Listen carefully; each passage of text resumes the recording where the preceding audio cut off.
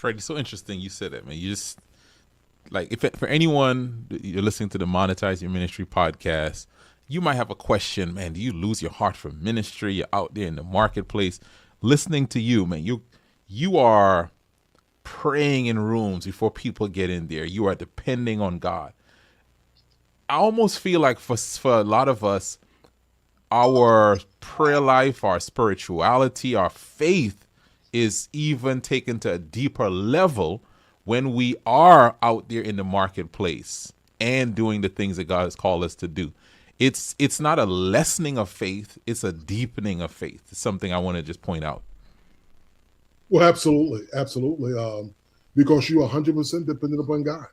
Yeah. You can't pull it off, and unless God is leading on this, you are for certain are going to crash and burn out there. Yeah. Because you are doing a high wire act without a trampoline, a safety net. That's right. Under you, Yeah. because you are brand new at this. You don't have enough hits at the bat in order to recognize all the pitches. So it's got to be God that has to up your game, even take your game to a different level. While sometimes I've been in rooms sometimes, and the Lord is working so powerful out of my inexperience that I literally have felt at times that I'm having an out of the body experience. That I'm watching God speak through me and talk through me, and I'm saying, "Who is this guy?" Yeah. And that's what I know. I said, "God, you got the room. You got this." And I just went on for the ride on some days because it was nowhere in the world what was coming through my lips was mine. It was all God, man. Yeah. Now, again, we speak this podcast. We talk to people who are paid pastors, others in ministry, and you're serving. There's a lesson you said here that I want to pull out. You talked about the person who connected you at first with John Hopkins was one of your members. Sometimes we don't know when we're serving. We're just serving and helping one who is there that is recognizing that ministry. Not that you, and I want to make sure I'm clear, you don't do one thing to get to the other thing. That's self-serving. But as you're serving, you're doing the best you can where you are with who God has called you to serve. And you never know who God is going to use to open the door to some opportunity that will really be a blessing to your life. And I just think, Freddie, as you share this, it just underscores for me, for anyone, wherever God has put you, on your job, if you're working a 9 to 5 in whatever space, or if you're pastoring and leading a congregation, serve well there, because that's many times the person you're serving in that opportunity is who God is going to use maybe to open another door for you. I don't know if you want to share anything on that, Freddie.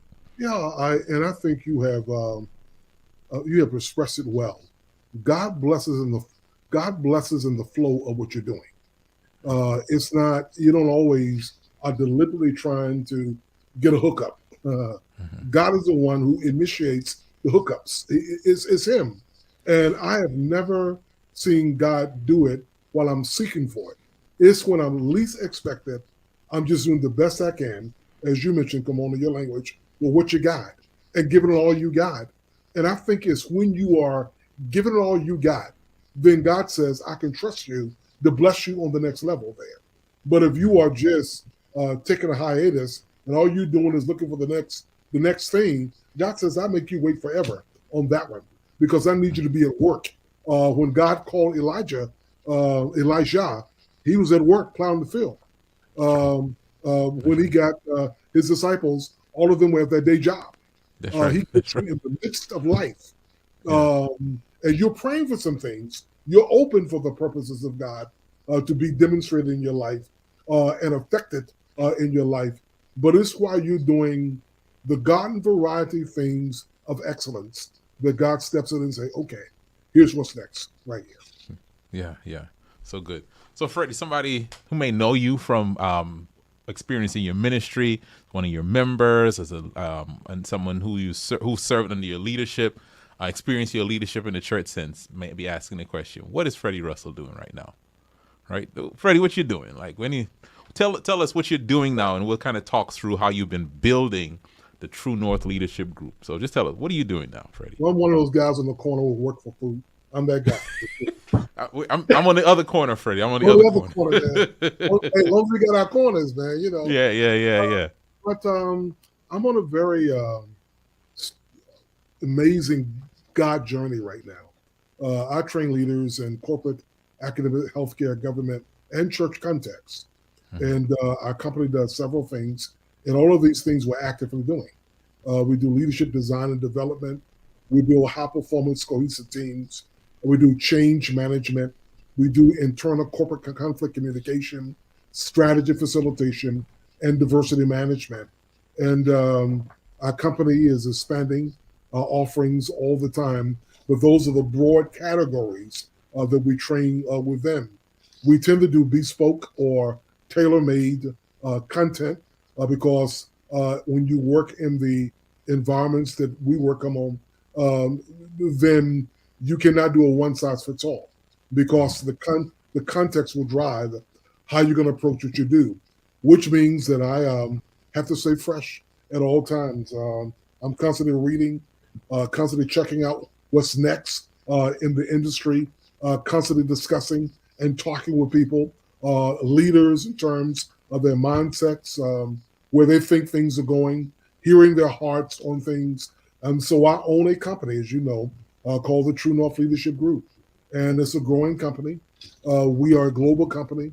I literally travel the world, travel the world in what I do. We have a growing company, more and more trainers who are coming on.